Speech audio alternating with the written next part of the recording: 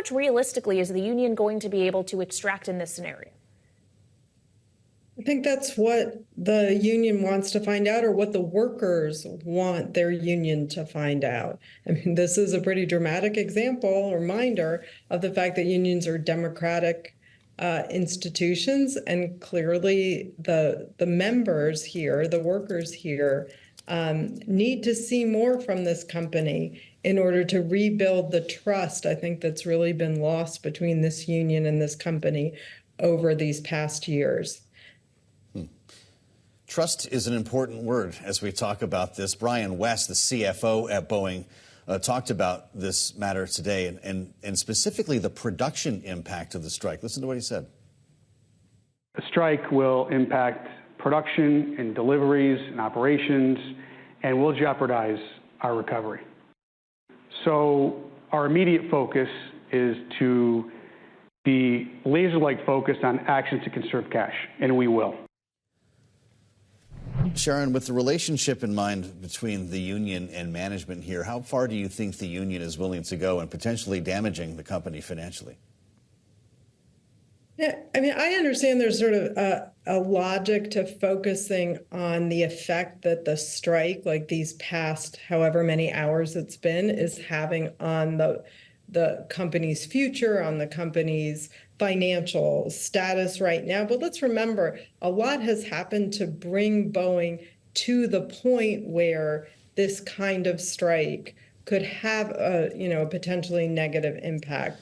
So I think if you look at the situation that Boeing has been in for these years, to attach whether it's blame or responsibility for bringing the company to this sort of very precarious point, it's not just about the union. It's about everything that has come up to that point.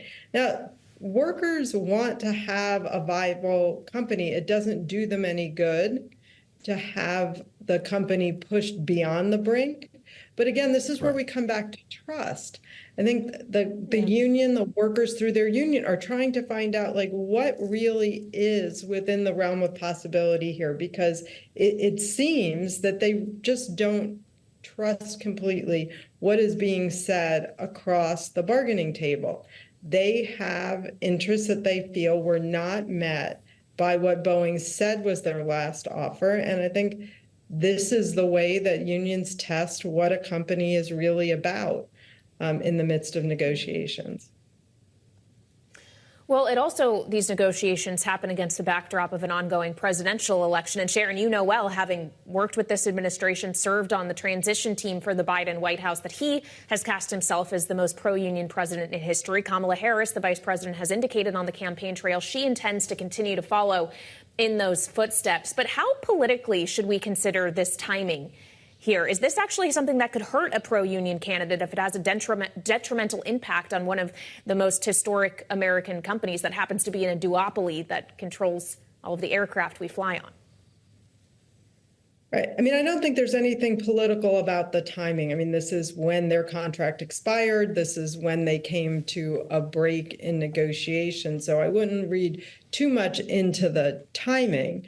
Again, I just have to think that when the public thinks about what is plaguing the Boeing Corporation, that, doors that fall off of airplanes in flight, these tragic crashes that the company has been through, I think those are the kinds of things that the public, who are the voters, are going to think about if they're going to think about Boeing at all.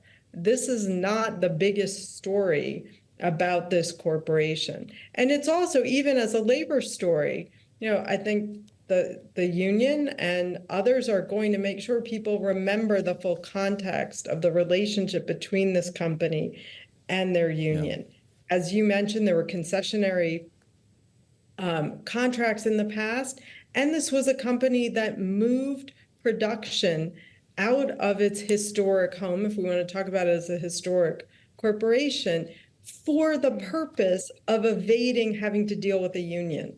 So this is a much bigger story than just what has gone on over these past few hours. Yeah. Well, you've been good at underscoring what brought us to this point here, Sharon. I wonder if you also believe that without the UAW and the Big Three, without the Teamsters and UPS, if we would also be here right now having this conversation. Hard to know, what the counterfactual, but I think there is a through line between all of these different strikes, which are workers through their unions saying, we're tired of giving. Those are all three situations where the unions agreed to concessionary contracts and then finally said, we want ours now too. Everybody else, shareholders are getting theirs. The C-suite, CEO folks, they're getting theirs. It's time for the people who actually make the cars, make the planes, deliver the packages, to not always be the ones that are asked to sacrifice. So I think there is that through line of just a frustration, a lack of patience with being stuck in that dynamic. Mm-hmm. Finally, Sharon, I want to ask you about blue-collar workers, specifically those that work overtime hours, because yesterday, during a campaign event in Arizona, Donald Trump made this announcement. I'm also announcing that as part of our additional tax cuts, we will end all taxes on overtime. You know what that means? Think of that.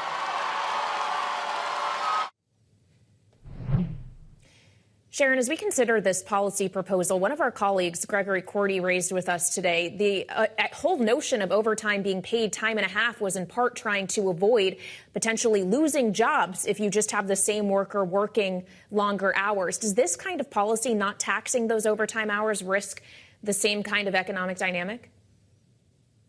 I think there are so many things that are problematic about this proposal. I'm not sure even where to start. But I think we have to start with the fact that nobody worries about taxes on overtime if you're not entitled to overtime. Let's look at not just what Donald Trump is saying on the campaign trail today, but what his record is. And his record is that when he came into office, he tried to block expansion of overtime protections for millions of workers that we had put in place in the Obama administration. He then put in place his own definition of who should be entitled to overtime pay that was much, much more constrained than what we had done in the Obama administration. He seems to have no proposal to actually expand entitlement to overtime pay. And in fact, if you look at Project 2025, it's a playbook for taking overtime protections away from millions of workers. So I think let's talk about who gets overtime before worrying about what the taxes are on that overtime. And so I just think this is an area where the former president just has no credibility in terms of caring about people who rely on overtime to be able to put food on the table for their families.